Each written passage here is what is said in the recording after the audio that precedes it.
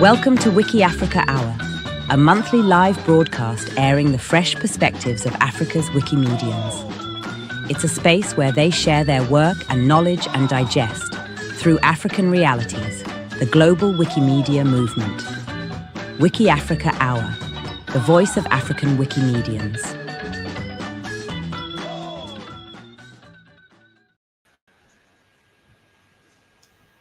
Hello everyone, this is Donia ElDomiaty, WikiAfrica Hour production coordinator, and this is WikiAfrica Hour, the voice of African Wikimedian and Wikimedians all over the world.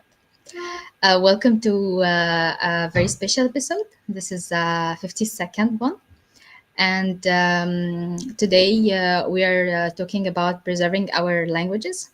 So please, if you are watching us through YouTube, press the subscribe button so you can follow us and see our next episodes. And if you are watching us on Facebook or LinkedIn, so this is same. Follow us so that you can, so that you are able to follow our projects and events in Wiki in Africa. Annually, we have like an expert in this episode, the one who will facilitate the main conversation. And after the main conversation, we're going to have the news section. And lastly, we're going to present you a small clip from in focus section, inspiring open interview. So to start with the main conversation, annually we have Lucy Iwuala as a guest host for today and the moderator. Lucy is a language professional and community engagement strategist with expertise in language localization, in digital content management, and multilingual project coordination. Actually, Lucy's work bridges gender, linguistic, and cultural gaps, so to ensure inclusive and accessible communication for global audiences. She's also a dedicated Wikimedian and the Iwuala translation manager at Global Voices. So the right person for the right episode today. Thank you so much, Lucy, for accepting the invitation to host and moderate the session today. Personally, I'm so interested, and I'll be backstage, and mic is yours now. Thank you so much, Donia. Just to confirm, you can hear me, right? Okay, thank you everyone for joining us today. And for today's edition, we'll be talking about preserving language, local languages, and also how to preserve it using the Wikimedia projects. And for today's session, we have important highlights that we'll be discussing and also delving into. And just to give you a tip of the iceberg of what we have today, we'll be discussing on why local language matters. And also we'll be talking about Wikitongues and Lingua Libre documenting voices. And also we'll be talking about collaboration and future plans for local languages. And today I have with me here important guests, important speakers in the field of language localization and preservation. And they will be sharing with us some of the insights they have been able to gain from the field. And to our audience, we can see you. Thank you very much for joining us. Those joining us on LinkedIn, those joining us on YouTube, you are all welcome, and do well to engage with us. And feel free to also ask your questions and drop it there, and we'll get back to you. Maybe any question or any clarification, we will always get back to you on that. So I'll be diving into what we have today, and that is on the topic of language matters and preservation of language using the Wikimedia project. And I have with me here important guests from the Wikimedia space and from the language localization space. I have with me here Dr. Sara, I have with me here Tochi Precious, and I have with me here Subhashish. If I'm not murdering the name. So for the first I'll be calling out alphabetically, and on my list is Dr. Sara Thomas. She is a program manager at Wikimedia UK, and she was formerly a Wikimedian in residence at Museum Gallery Scotland and the Scottish Library and Information Council. So she will also be joining us today and sharing her experience from the field of language matters. And also we have with us here Tochi Precious, who is a language activist, a multilingual project manager, and also a co-founder and executive director of Wikimedia organization. She is also a Wikimedia in residence at Wikitongues. And also, thank you. And also, we have here Subhashish, who is a Wikimedian, a documentary filmmaker, and a non-profit leader who has who has served on Wikimedia Foundation, on Mozilla, and on Internet Society in the past. He has directed 10 documentaries documenting nearly 20 languages and also founded OpenSpeaks to support language archivists in their efforts to promote low resource languages. And you can imagine that we have quite a good number of experienced language experts, experienced Wikimedians here with us to help us delve into the discourse of local language preservation using the Wikimedia projects. Thank you once more, our dear guests, and we'll be delving into what we have today. And for me, first part we'll be focusing on is on why local language matters. Yeah, we talk about. Okay, we also have with us Okay. here Hugo. Yeah, We also yeah. have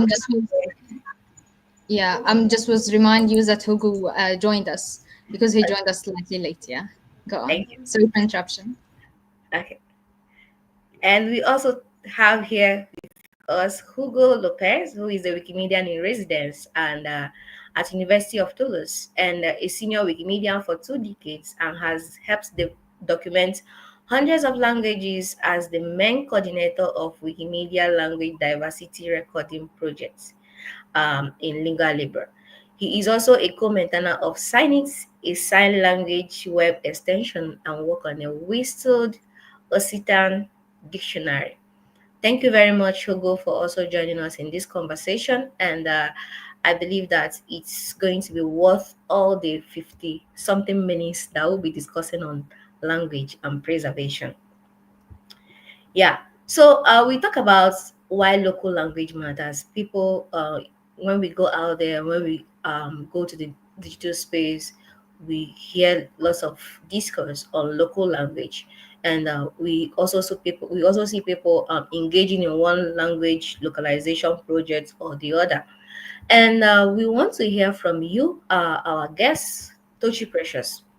What is the importance of preserving local languages in open knowledge to you, coming from your own experience in the local language preservation field? Okay, thank you very much, Lucy. Hi, everyone, and thank you again. So, local languages are really very important, and I do not call them local languages, I call them indigenous languages. They carry a very unique worldview.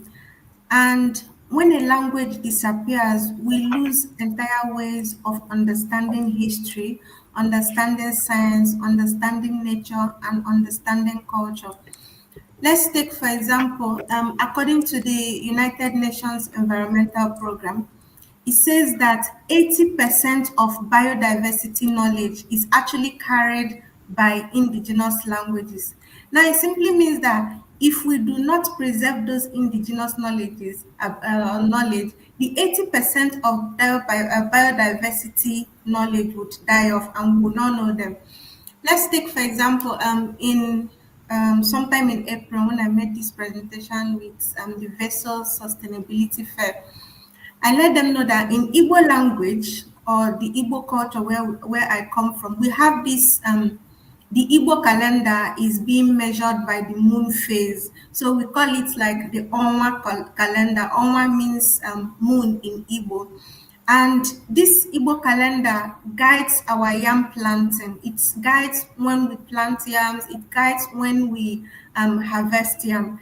Then when you also come to the Igbo language, there's this adage or do I say proverb that says Onya ala nwanne ya. It simply means um, it shows this communal living of the Igbo people.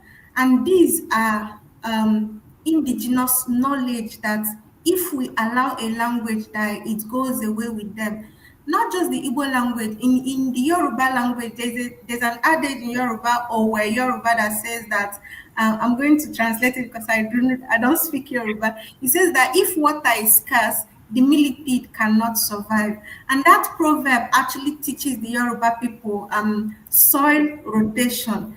And so, coming back to it, it simply means that if we do not preserve our indigenous languages in open knowledge, it means that it will die off. But when we do, it will ensure that everyone can have access to information in the language they speak. And then they will be able to identify themselves and like feel this kind of sense of pride. So yes, it's really very important, and these are some of the reasons why we should. Yeah, thank you very much, Tochi. Thank you very much for sharing that with us. And your explanations just take me back home when we talk about linking our language to our culture and even how we use um, uh, the environmental factor to describe our year. And it's quite understandable. Thank you very much for sharing that with us. Next, on my question list is to you, Subhashish. How does language affect access to free knowledge coming from your own experience in the field? First of all, thank you so much, Lucy, and the Wiki Arabia team for inviting me, and thank you everyone for listening. Um, how it affects open knowledge? I think open knowledge and preservation, documentation of languages are very closely related because open knowledge is about open access, and this is and open access is all about making sure that access to knowledge, which is a human right, and that is available to all, and they don't have to um, subscribe or pay. People should not be um, forced in any form to access knowledge, right? That's the idea behind open access and open knowledge. And by preserving local languages, and I think Tochi made a really important point, be it biodiversity, be it local knowledge, be it local culture, as you said, Lucy, by preserving all of these in an accessible form, in a form that is open, we ensure that people are able to access knowledge. And I think these two components are very, very important. Communities want to preserve knowledge for the future generation. Knowledge has been preserved in different forms and shapes historically, and we live in an era where we rely a lot on digital mediums, digital means to preserve, disseminate, um, and and also and create knowledge in many different ways that our future generations can access. Now, if we think about our previous generations, the way they preserved knowledge was very different from how we preserve knowledge, and that is because there's always evolution in knowledge conservation, knowledge preservation, and dissemination. And open knowledge is something that we use at the moment. We don't know what the future would look like, but we're anticipating that there will be a lot of digital and online based dissemination that would happen. And by preserving knowledge in open ways, we would be able to ensure at least that our future generation, at least our next couple of generations, next few generations, will be able to access the knowledge that our ancestors have created, and we are able to carry that forward. Um, we also have seen knowledge being restricted, knowledge being monopolized, knowledge being misappropriated in many different ways. And there are those risks when we think of open licensing, when we think of sharing everything openly and widely and publicly. So I do want to say that there's always that risk, and we have to take caution. But at the same time, we also have to make sure that people are not stopped from accessing knowledge, and that's a basic human right. Um, and that's the most important part I want to highlight about open knowledge. Yeah, thank you very much, Subhashish. And one thing is quite striking in your contribution that people are not meant to be forced to engage in open knowledge, open language access, and the rest of it. And it is quite understandable because yes, we all are passionate about documenting our indigenous language, as Tochi said, and is something that has to be done from free will perspective and not being enforced to take part in it. Thank you very much for sharing that with us. To you, Hugo, I know that you've been experiencing some um, network challenges, and it's quite understandable. So I want to know what are the rules of Wikipedia, Wikimedia Commons, Wikidata, all some of these Wikimedia projects when it comes to documenting these local languages, coming from your own experience in the field?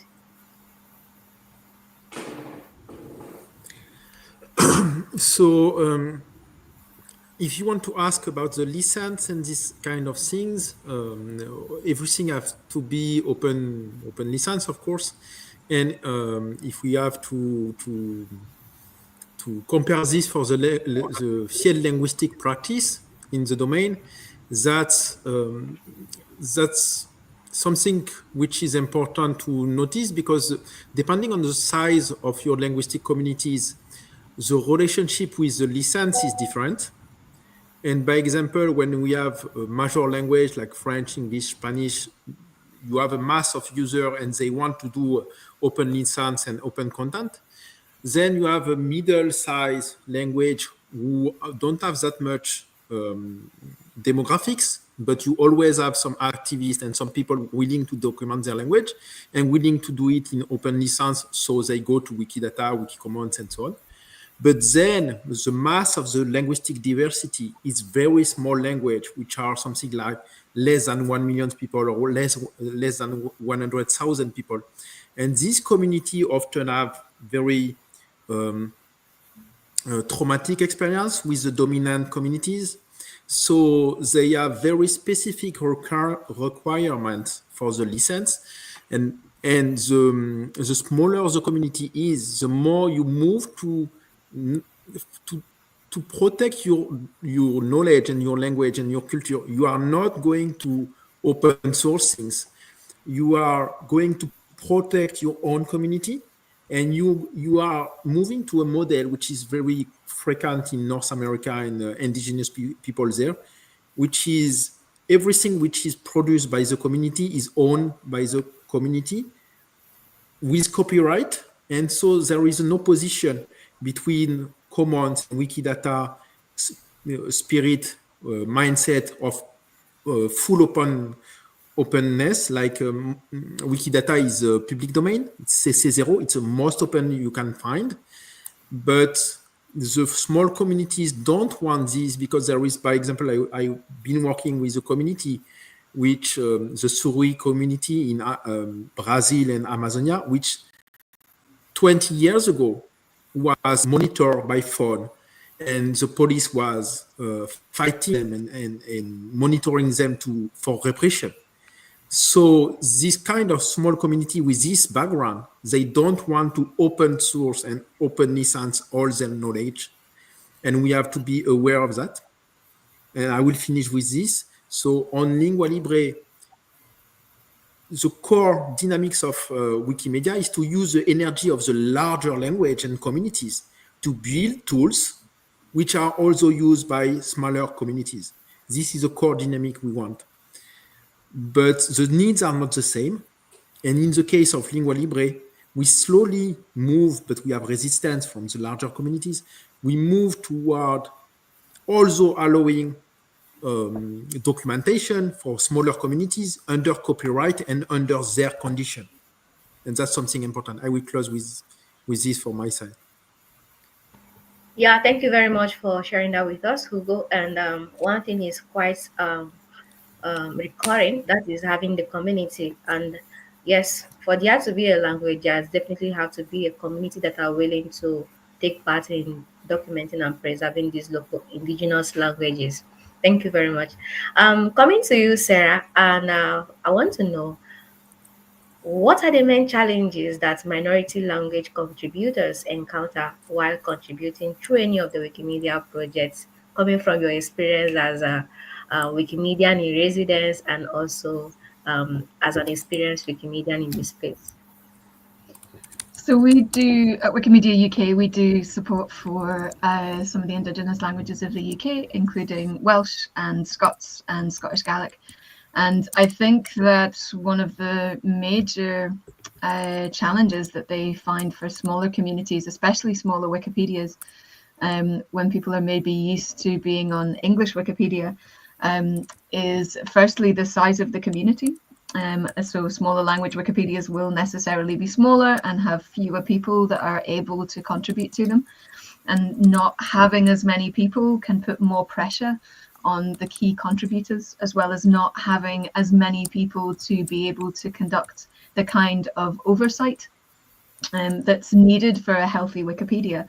So you need contributors of all different kinds. You need contributors that really want to write articles, who are interested in translation maybe, but you also need technical contributors, and you need people to deal with anti-vandalism, and you need people to be admins, and that is already a small group of people on any Wikipedia. When it comes to a smaller language Wikipedia, that's an even smaller group, and so that can be really, really challenging. With the projects just being a little bit quieter. I think that the other challenge for smaller language Wikipedias, in my experience, has been when you get people coming to the project, especially if they're used to things like English Wikipedia, that they will come to a smaller Wikipedia and find that the tools can be very different. The groups of people can be very different. They're not necessarily going to have the access to some of the same infrastructure that they might be used to.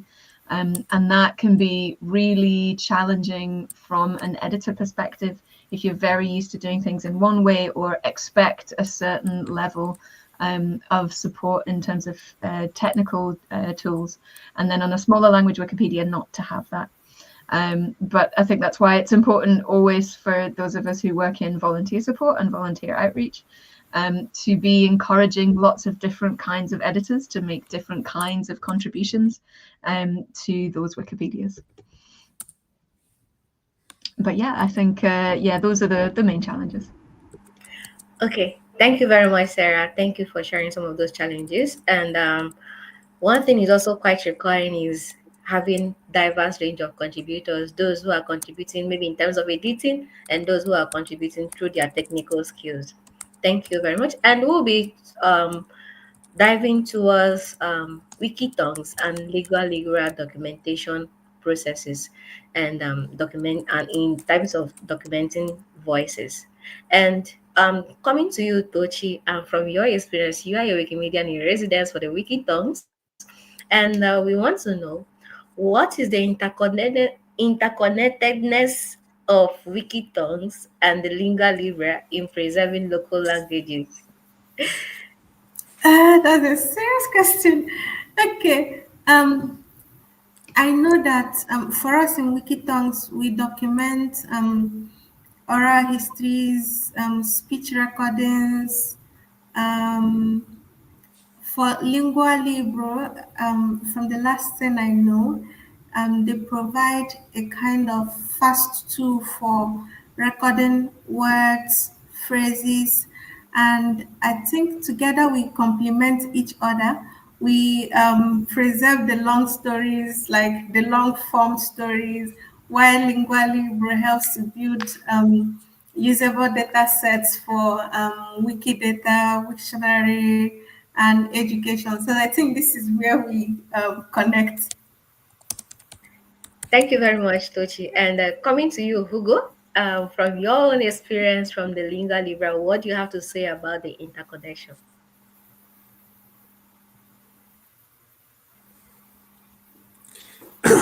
About the same, that we know for a very long time. I know the founder of not Common Voice, sorry, Wikitongues for a long time, for over a decade. We chat out Wikimania, we encourage each other, we are very admirative of each other, but actually we are attacking different front line. Wikitongues is more like documenting the diversity. They have 800 language, I think, when Lingua Libre only have 300. And most of our language are not really deeply documented. So we have something like 100 language deeply documented. And our aim, our mission as Lingua Libre is to make like audio dictionary, complete documentation or large documentation of one language, and to have the audio of each word and these kind of things.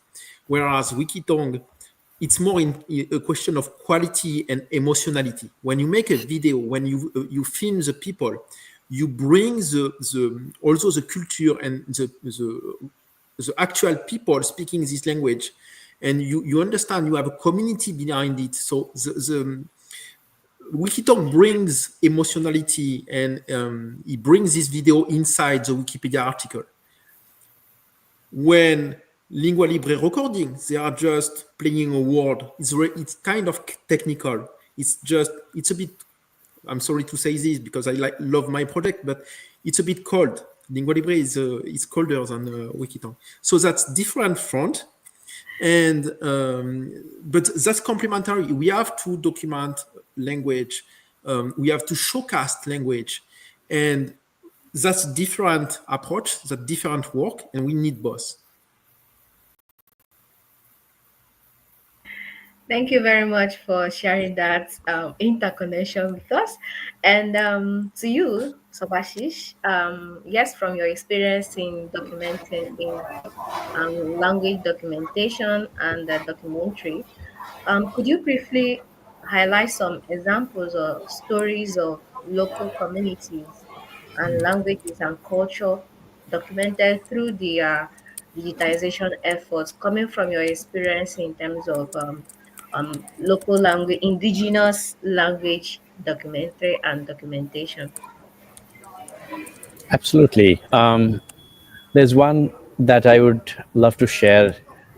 In 2018, well, actually 2017, I read a blog, well, actually a news report of sort, on Global Voices by Sanjib Chaudhary, and this was about the dictionary that Udairaj Ale wrote, or compiled while collaborating with the Kusunda language community elder Ganimaya Sen Kusunda. And I was really moved after reading this story because it talked about how the Kusunda language is at the verge of extinction. Uday was somebody I didn't know, but Sanjeev, being an old friend, I reached out to him and I shared how I would love to collaborate with Uday and Ganimaya Sen, and would love to document the language in the form of a documentary film. And we didn't have resources at that point. And in some time, I got a grant from the National Geographic Society, and then we were able to make a documentary. And then that documentary became the longest ever audiovisual recording in the Kusunda language. Well, actually, a video, a documentation of the Kusunda language. And 2 years later, Ganimaya Sen Kusunda passed away. The community lost an elder who was one of the two living speakers of the language, and she couldn't see the documentary. But a few years later, because of the efforts of Uday and Ganimaya's younger sister, Kamala, the language was revitalized, and they started teaching the language to younger children. And now the the very risk of losing the Kusunda language is gone, because there are many learners of the language. This is a language that was not spoken for generations. Many grandparents didn't speak the language. Parents didn't learn the language from their parents, and grandchildren never even learned their identity about the Kusunda language, their Kusunda identity. Languages are very much tied to people's identity. When people lose languages, they also lose their identity. They also lose their power politically to to in front of other dominant cultures, dominant communities, and so on. So it's very important, and it's very tied to how people exist in a society.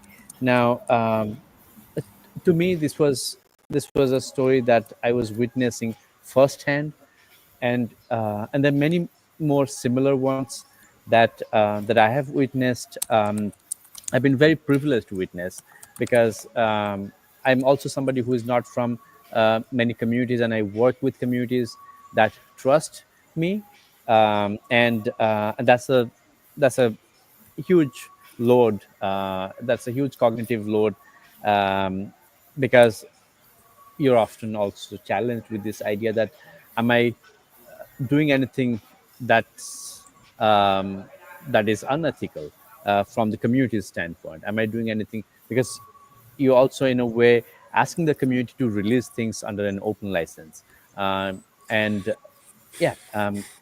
But I'm really honored to be a part of this journey, where a community elder and a researcher, together they worked, and they were able to revitalize a language, and they literally saved a language from extinction, but they also brought back almost a lost identity within the community. Yeah, thank you very much, Subhashish, for sharing that with us. And one thing that is also quite recurring is getting their trust, because you have to gain their trust for you to be able to have access to their language in terms of documentation. To you, Tochi, from your experience as a Wikimedian, as someone passionate about indigenous language advocacy, and as a Wikimedian in residence for Wikitongues, so what are the lessons that you learned from being in contact with minority language speakers? Are there tangible lessons that you've learned so far? Could you please share with us? Yeah, actually, thank you again. There's been a lot of lessons, but the biggest one for me is actually the fact that languages don't die because communities lack passion. Most languages die because communities lack the support they need. When people receive like the tools, the trainings they need to do the documentation, the preservation, they become like more powerful activists for their culture. And another lesson is to respect community agency. So, in that sense, it means that the community has to decide what they want, how they want it, what is being documented, and why something should be documented. And just like Subhash said, talking about trust, talking about the community having to decide, he implied most of those things. So when you're documenting, the community has the decision and not you who is supporting. You're just there to support them. You're just there to like guide them on how to go about it. But whatever they want to document is up to them. Whatever they feel comfortable documenting is up to them. And yeah, I've also seen communities that they couldn't continue their work because they didn't have the support they needed. So these have been like my biggest lessons. Thank you. Thank you very much, Tochi. I quite understand the fact that you have to respect the community agency. That means that you don't have to be holier than Pope in this instance.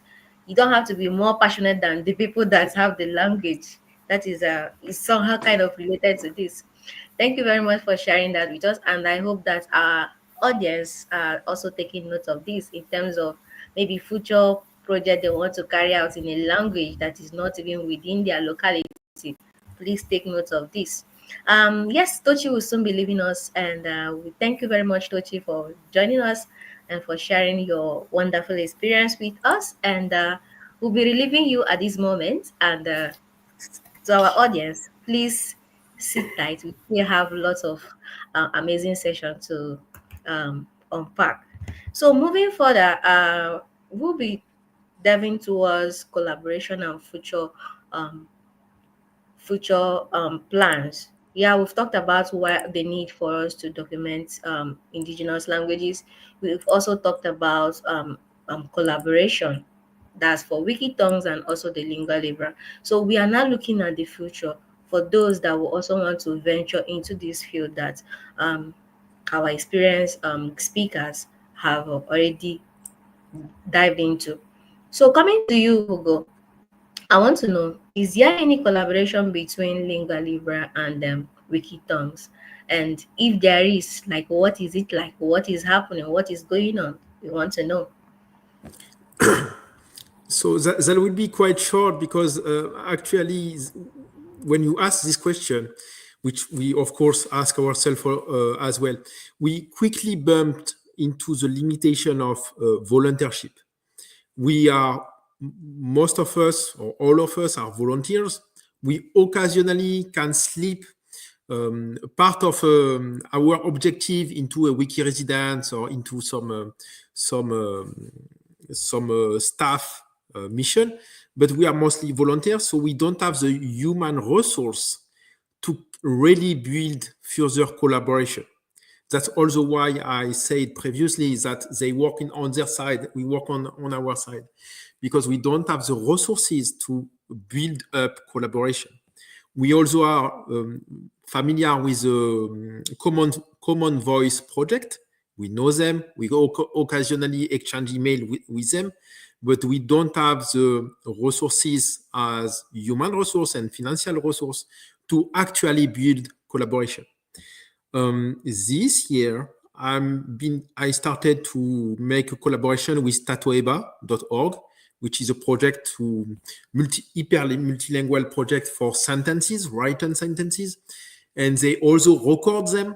So they have as much audio that Lingua Libre does, but using different tools. So we will merge the tools, and then our plan is to make them use. They want to use Lingua Libre for their project as well. So we will converge the two open source projects into something more. The technical side will be converging.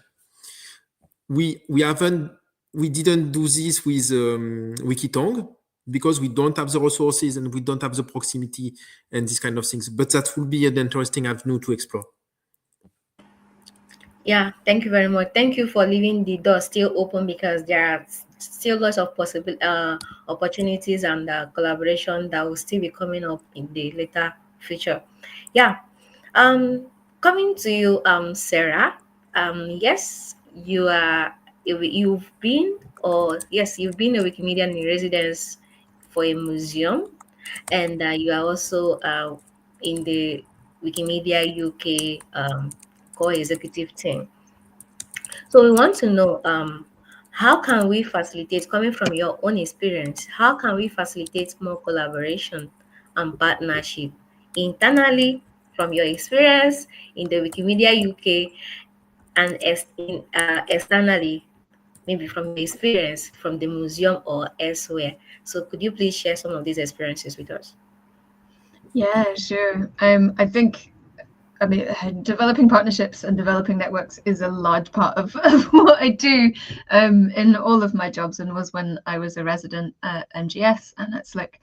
And I think there's something really key and really important about getting people to speak to each other and taking the opportunity to speak to each other, especially when it comes to things like minoritized languages and indigenous languages, where all of those communities can have very similar goals and face similar challenges. So getting people together to talk to each other can be really, really helpful. So Wikimedia UK supports a conference called Celtic Knots that primarily has spoken to languages of the UK, but also there was one year that was Arctic Knots that spoke to other minoritized languages.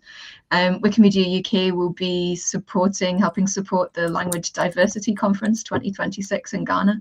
And I think those kinds of opportunities can be absolutely key for getting people to speak to each other, and therefore partnerships and networks can grow when people can have that opportunity to communicate and to build trust. So I think that's really important. I also think it's really key to have champions for different partnerships if you're looking to build networks with people, to not only to want to speak to, say, one group or one community, but knowing who the right person is to speak to within that group. So having your kind of local champion and being able to speak therefore is really helpful. Yeah, thank you very much. Yes, partnership is very, very important in our indigenous language advocacy and also in language preservation. Yeah, coming to you, Subhashish, from your own experience from the field, what kind of supports, be it technical, be it funding, be it training, do communities need to sustain language documentation, coming from your experience? I think first and foremost, most low-resourced language communities need would be funding. They often know what they want to do, but they don't have enough funding to implement their strategies, their ideas. So that's number one. Number two is they definitely need resources that are well maintained. And by resources, I mean open educational resources, open source software, and sometimes training materials, all kinds of training materials and training sessions. These are the things that communities often need on a regular basis, and they don't often have the resources to create and maintain these. But if these are available, then they can make use of things. Open source software is something that is absolutely needed for most communities in their existing and future efforts of language documentation. I think the other the other support that they need is platforms. And I'm not just limiting it to Wikimedia projects, but also things beyond Wikimedia. Different digital platforms, online platforms are essential for communities to freely and openly share what they want to share. And sometimes there are also platforms such as hosting services. If communities want to share things within the community or the diaspora, and they want to do that effectively, but they don't have the resources, financial and other resources, to host their own servers and maintain archives. In those cases, communities do want existing platforms to support their efforts. Social media platforms are another example that communities use a lot. And if these platforms are robust and they abide community standards well, and support the needs of the communities, then communities can use them without spending a lot of resources and time to maintain platforms, because it's very, very expensive and requires a lot of technical skills to maintain platforms. Lingua Libre is a really great example of a platform that is open source, that is online, available for free to users, and is protects people's privacy, all the things that communities need, right? And because the platform is available to people for free, communities can easily use. The reason Lingua Libre has so many language community members from different languages is primarily because it's maintained well. It has documentation for people to learn and use, and it has a clean, simple structure. This is actually a good example to illustrate what kind of platforms communities might need. The last one I would say would be peer support.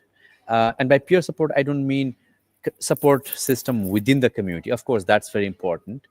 Community members have to support each other, but also peer support from like-minded people, like-minded community members from other communities. So inter-community support, that's very, very essential. We see that a lot within the Wikimedia community. If there's an emerging Wikimedia a project and a community is maintaining that project, then we often see collaboration with other communities, where communities that have a little bit of more experience in maintaining Wikimedia projects could share that experience with emerging communities, and that's when newer communities are able to do things and build and expand their community. So I think that's very important for many emerging communities, often irrespective of experience, skills, resources. Any emerging community that is using a new tool or a new system, they have certain amount of fear. They have challenges that are emerging. They have challenges that they are not mentally, physically, and resource-wise prepared for to tackle. So I think those are the things that they need support with, and they would be at some point be experts in providing support to other communities as well. So that's something that we see within the Wikimedia universe, and that's very much similar in different language communities, where we see one language community riding up in the ladder, being more politically stronger, knowing what they have to do to support their community members, and they're able to impart that knowledge to communities that are less stronger politically in that context. There's a little bit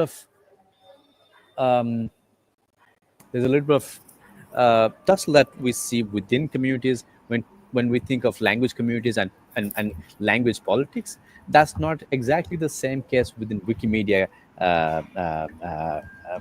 communities.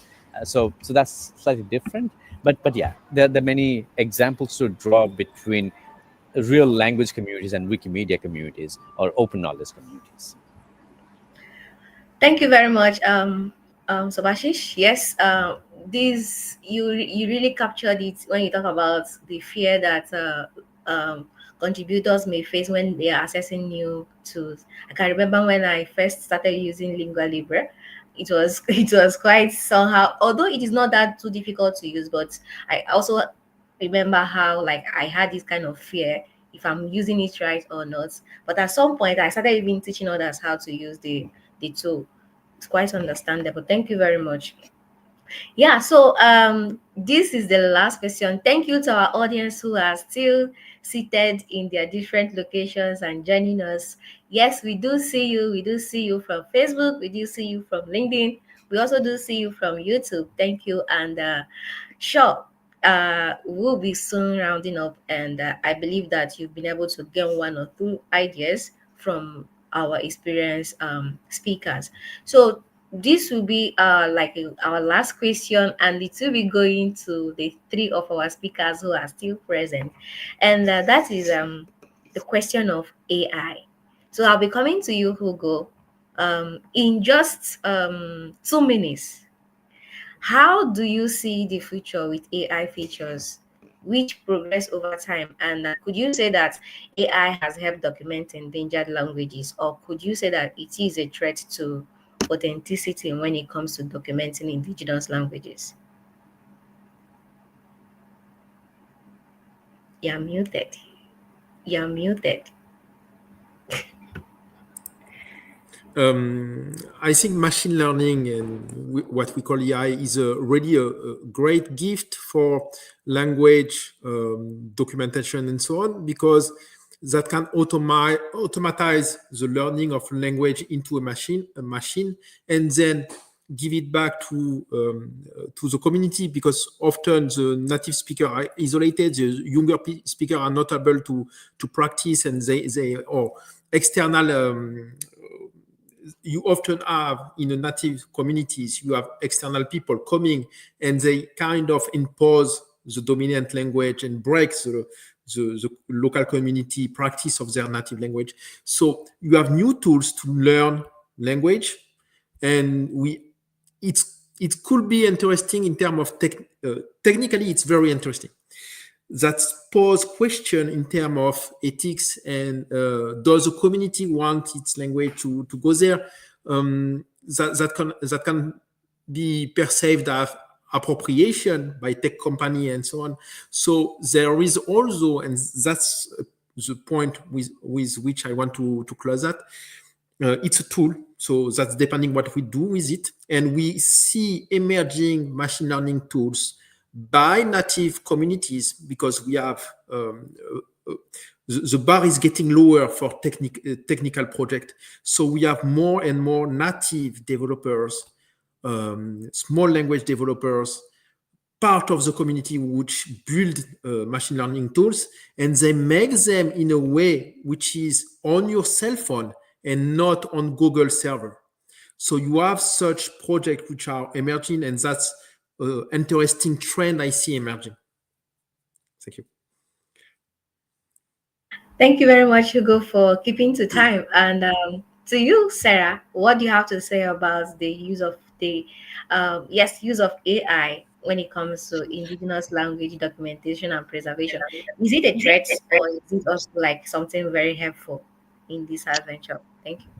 I think it really depends. It really depends on what aspects of language preservation or language learning that these different tools that we put under this broad umbrella of AI, and what aspect they're being used to help. I think if you wanted to, you must take absolute care, like an incredible amount of care, to ensure that you don't vandalize the language if you are putting something into an AI model. The potential for things to go really wrong is really, really high, and the risk, the damage that could be incurred could also be really, really high. I think there is great potential within supporting those potentially who are helping to do work around preserving languages.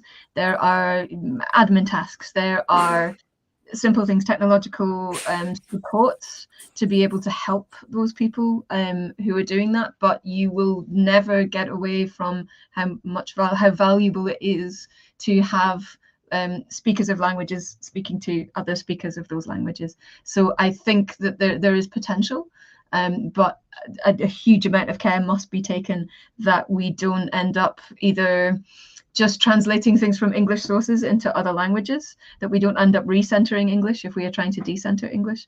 I think it's really important that we respect dialectical diversity.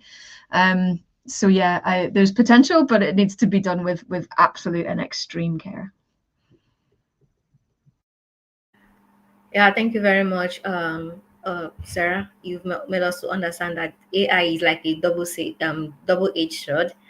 It has its advantage and also has its disadvantage. It's all a matter of the ethical use, how you're able to utilize it in terms of preserving indigenous languages. Thank you very much. And coming to you, Subhashish, what do you have to say about the emanation of AI in terms of preserving indigenous languages? I think I stand the same place where Sara is standing, and I think I absolutely agree that there is a need for a lot of care to be taken, especially for those who are using AI and are in a rather dominant place in terms of its use. If community members are using AI for different things, that's one thing. If somebody external that is using AI for that would affect an endangered language or an indigenous language and its speakers, then that's a very different thing. We see technology being a tool to aggravate a lot of historical oppression, repression, and erasure.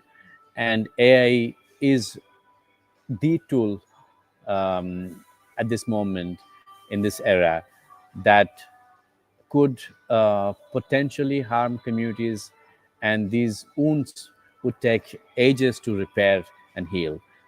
So absolutely, there's a lot of need to be to have extra caution, to take extra caution, um, and and be conservative in the use of AI, particularly when it comes to endangered languages, because we're talking about communities that have been historically oppressed, communities that have been marginalized and excluded. And if a new damage would be done because of AI, then it will be a much graver damage than that was done before. Now, where AI can be used, I think Sara pointed out really well. Admin tasks, things that can be done faster and wouldn't harm humans. If we are using AI to reduce the workload of humans, and these are repetitive tasks. These are tasks that don't really require human assistance, and the human hours could be used for something that's more meaningful, that's more creative, and so on. Then yes, why not? We often see use of AI for very rudimentary tasks, and that's absolutely helpful. Using AI as assistants, really human guided assistants, that's absolutely okay.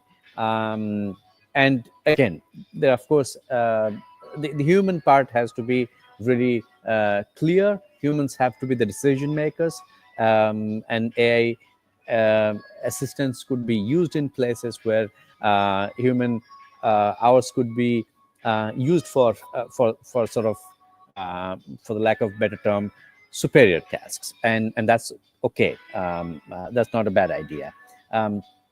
Doing preliminary design, doing sort of initial sketches of software to be built, blueprints, things that AI is capable of doing in less time, and it has been trained with data that's useful. Absolutely, there's no harm in doing that. In documentary filmmaking, for example, we often sort of have rough scripts, right? What to do, when to do, scheduling, and that sort of things. There are a lot of things that require a lot of time and effort, and AI is quite capable of doing these things.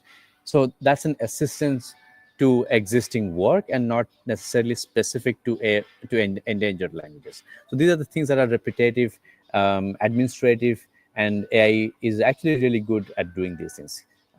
Yeah. Okay, thank you very much to our experienced guests, experienced Wikimedians, for sharing those your experiences with us. And I believe that our audience out there have been able to get one or two insights in their indigenous language advocacy and initiative. And yeah, I have just one last question, because I know that there are so many young people out there taking part in this conversation, joining us from different parts of the world.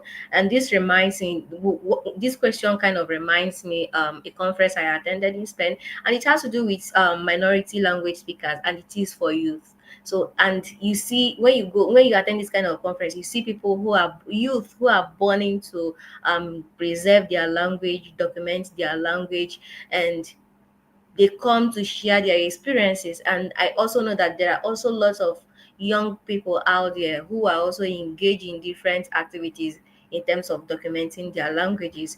And that now brings me to the question of engaging the youth. Like, how can Wikimedia projects inspire young people out there, even some of our audience out there, to be able to take pride in their mother tongue.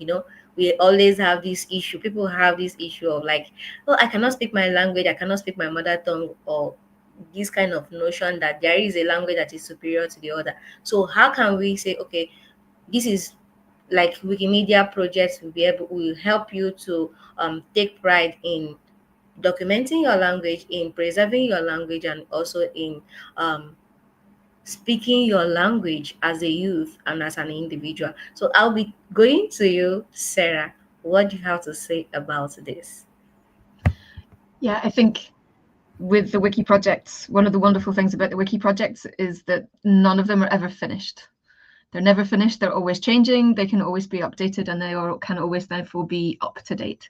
And if we're thinking about allowing languages to thrive, not just to be preserved, but to thrive and to be living things, then you need to have resources which are up to date and which are living. And that, I think, is one of the great things about young people interacting in their own language on the Wikimedia project, is that it shows them and it can inspire them to have these up-to-date digital resources. It's quite common perhaps to have historical documents or older versions of your language, but to have up-to-date information in your own language is a very different thing, and to be able to contribute to that is a really empowering thing. So yeah, that's what I think, to help the language thrive and to live and to be a living thing and not something which is just preserved in aspect. Thank you so much, Sarah, for sharing that with us. Hugo, just in 1 minute, what do you have to say to the young people out there who are burning to be able to contribute using the Wikimedia project?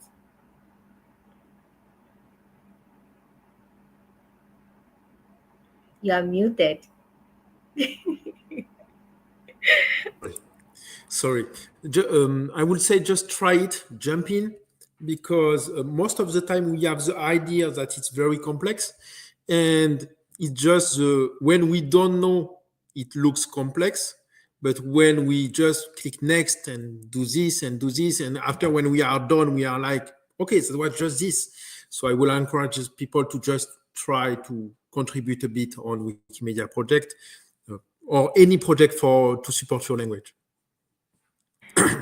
Thank you very much for keeping to time, Hugo. And to you, Subhashish, what do you have to say to the young people out there?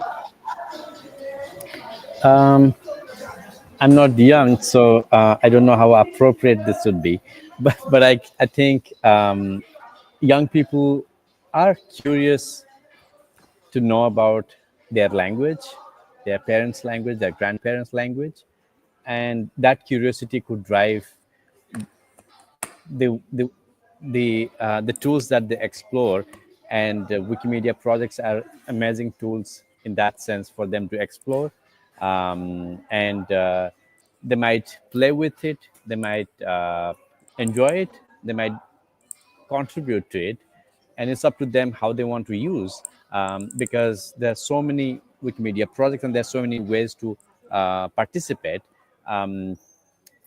It's up to them how they want to use, but there are so many different ways to use the same very tools. Wikipedia, or Wikidata, or Wiktionary, all these tools have several entry points, and I think young people could enjoy using these tools. I also want to say something else. I said Wiki Arabia in the beginning, and I apologize for that. It's Wiki in Africa. Sorry for that.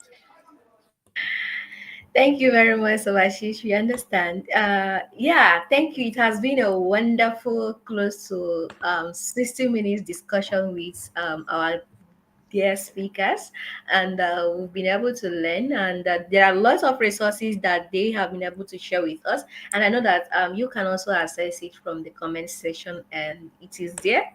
Do well to utilize, access all these resources, they are also very helpful for those of us who are fully active and also planning to venture into indigenous language advocacy, preservation, and the localization. Thank you very much once more. And just to wrap it up, to give us like a highlight of what we've done so far, we've talked about why indigenous language matters. We've talked about um, collaboration with Wikitongues and Lingua Libre. We've also talked about the future. What does the future have in plan for us as people who are venturing into indigenous language revitalization, preservation? And here are some key takeaways from our dear speakers. And one thing that was kind of recurrent is Tochi made us to understand that it is not local languages, it is indigenous languages. And also she also made us to understand that our indigenous languages are like, they carry world views. She gave us the instance of how the Igbos tell month using their indigenous languages. And we also have to take note of the AI. Yes, we are in an era of AI. AI can make and it can also so it's based on ethical use.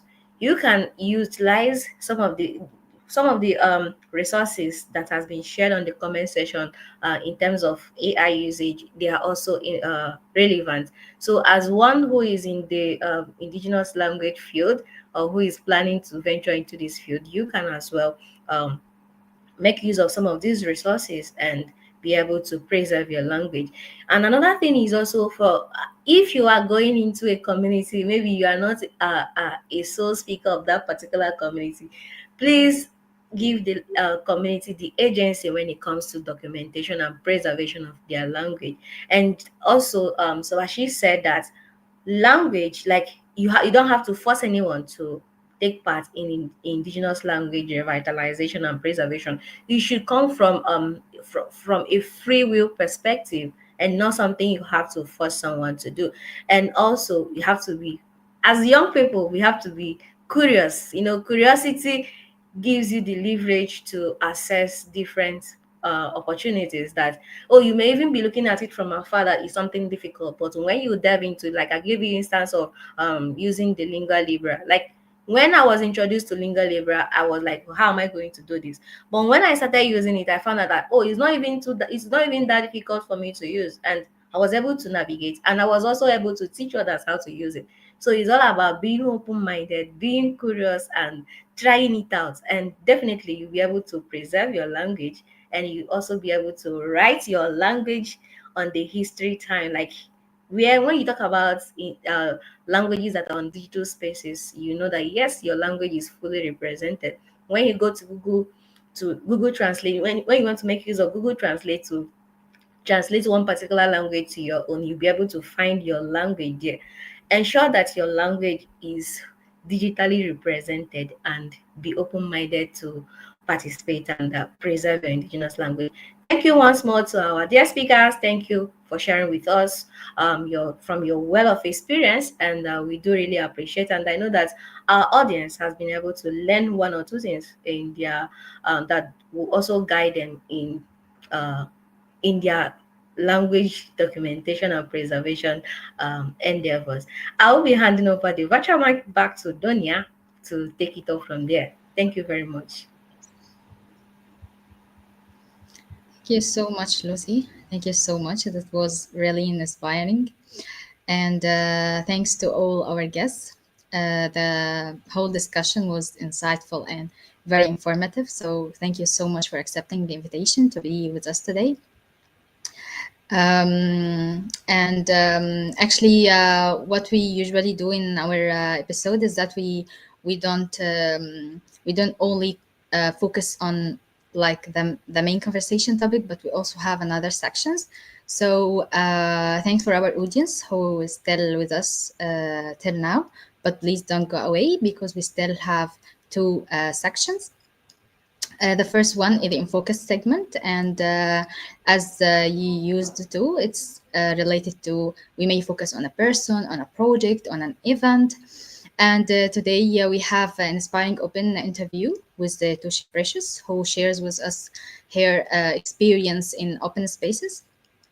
Actually, the total interview is already uploaded on YouTube. I will drop the link on comments so you can watch it as a whole.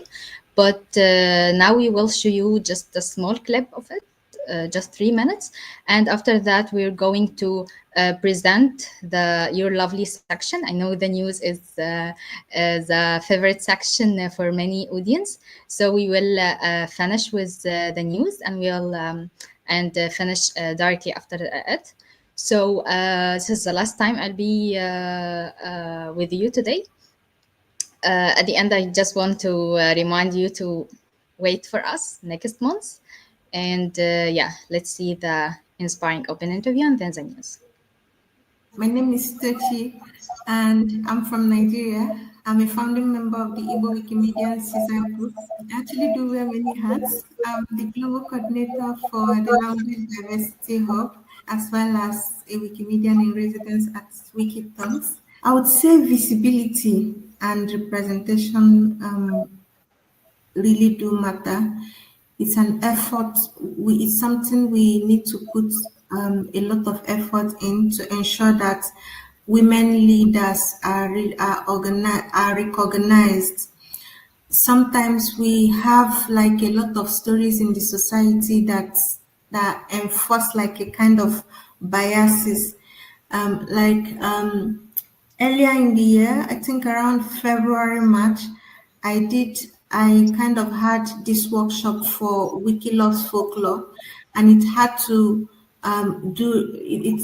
it was about the roles that women played in history.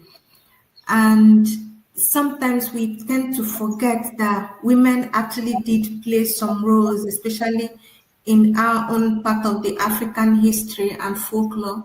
But then there's this representation we have for them in this age and time that just brings them back to wicked mother-in-law or a wicked witch somewhere, and that is just the narrative that is carried on about women. But we tend to forget that during the Aba women's riots, that it was Aba women who stood up to challenge the colonial masters, that the taxes and the way they were taxing them wasn't making sense and it needed to stop. Even in Ghana, it was a woman king who also did challenge the colonial masters about the golden stool or something. I don't remember that story totally well. But then visibility and representation really do matter when it comes to gender equality. Also, we need to have these intentional mentorship programs for women and for women contributors, because one thing I would really like to talk about is the Wiki Women's the Wiki Loves Women group that I belong to. That specific group that started with 8 women, the mentorship and the guidance we had then was really very important and something worth improving per se. I think I have something like this in Wikimedia. But if I were to send a message to the next generation, I would tell them to lead with empathy. Empathy really does matter in whatever it is you're doing. It doesn't really matter if this person is maybe related to you or comes from the same region with you or the same gender with you or not, but just lead with empathy.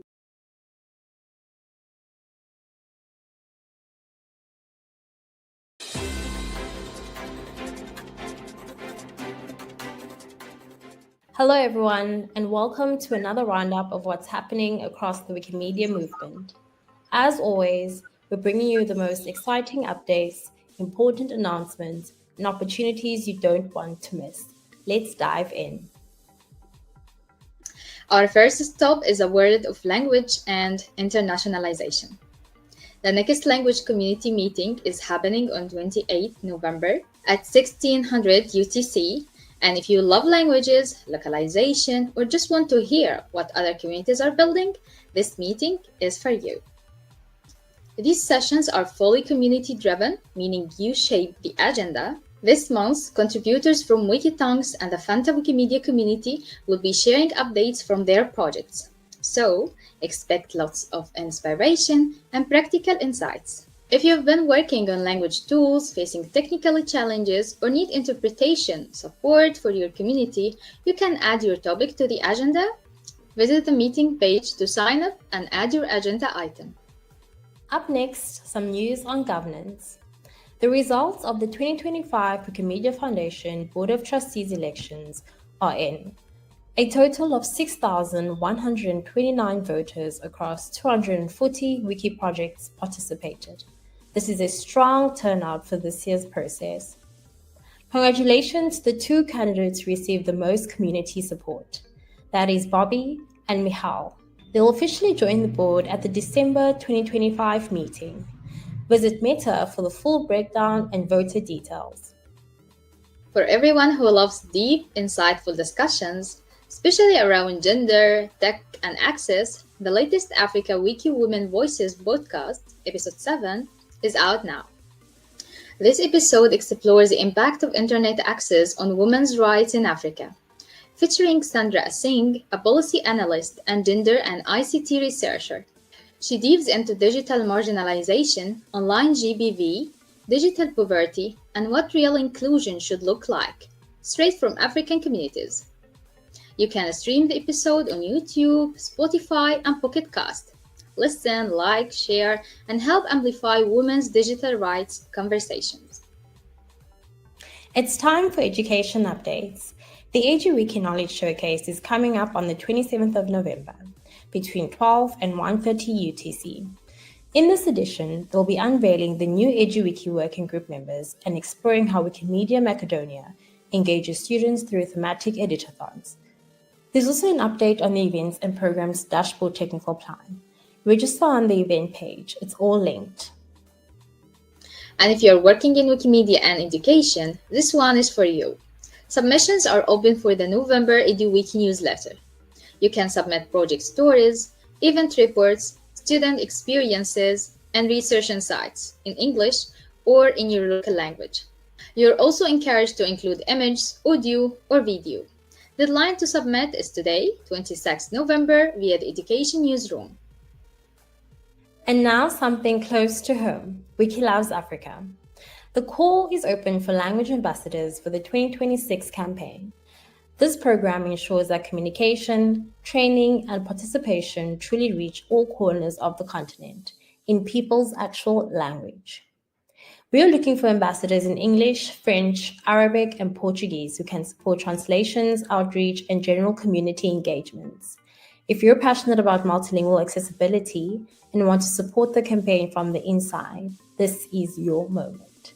The deadline to apply is 30 November 2025. Visit the info page to read the role expectations and apply. The 2026 Wikimedia Hackathon will take place in person from 1st to 3rd May 2026 in Milan, Italy. This annual event brings together Wikimedia's global technical community to collaborate, experiment, and improve the technologies powering our movement. The event is hosted by the Wikimedia Foundation in partnership with Wikimedia Italy. Scholarship applications are open until 28 November 2025, and event registration opens in January 2026. The opening ceremony and closing showcase will be live streamed for those joining remotely, and for questions, reach out to hackathon@wikimedia.org. The countdown begins. Wiki Loves Ramadan returns in 2026, celebrating the culture, beauty, and traditions of Ramadan across the world. One photo, one story, one article at a time.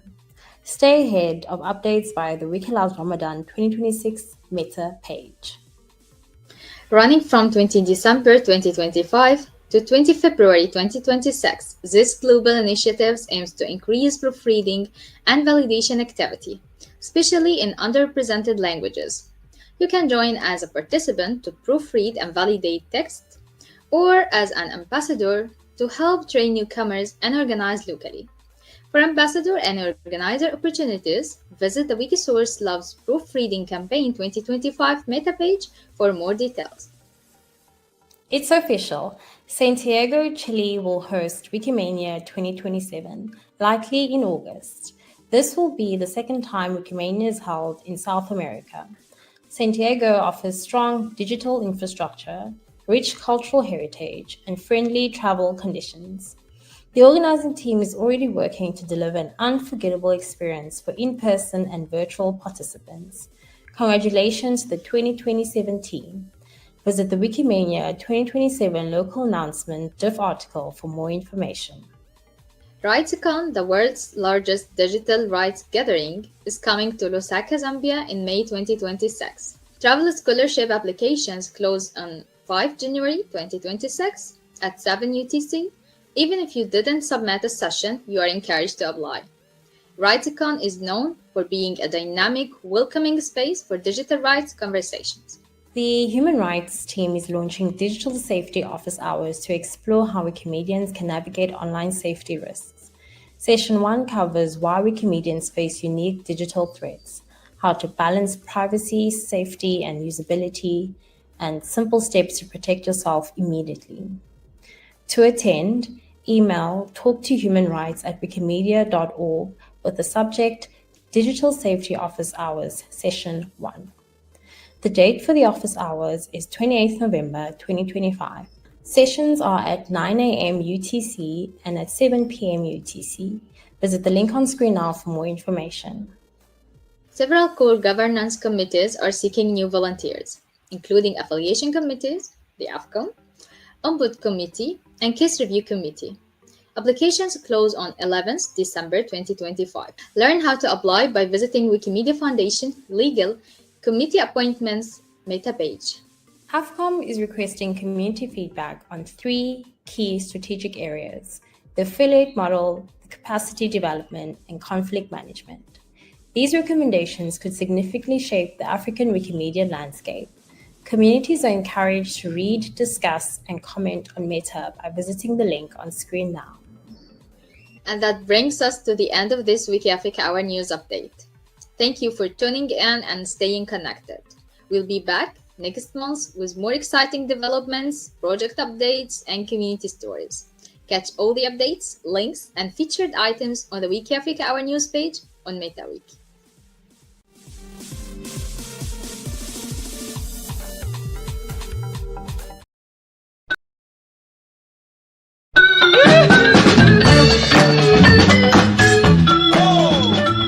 WikiAfrica Hour is a production of Wiki in Africa that supports the development of the Wikimedia movement across Africa. We value your suggestions on social media for the topics you want to discuss. We look forward to your participation next month at the same time and on the same channel. Hit the subscribe button to stay open and up to date, and follow WikiAfrica on social media. See you at the next WikiAfrica Hour.